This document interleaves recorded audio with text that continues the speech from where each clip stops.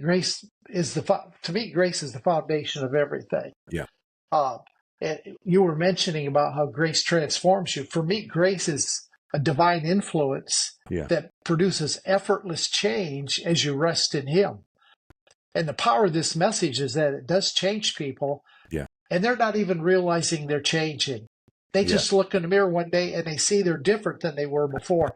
So for me, grace has been the foundation of the whole thing. And there are pillars, I think, for me that were built off this foundation. The first one that I began to see after I got a hold of grace, it was the Fatherhood of God. Yeah. I mean, He's a Father of grace. So that opened up a whole dimension. Through this whole journey, I see scriptures that I swear to you, I never saw the first 35 years of being a pastor, and I must have read them hundreds of times. I never saw, Ephesians 4:6, that there's one God and Father of all, who's above all, through all, and in all.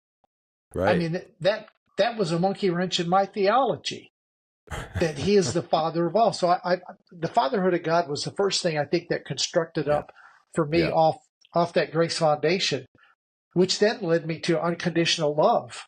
Yeah. He's a Father of no conditions. Yeah.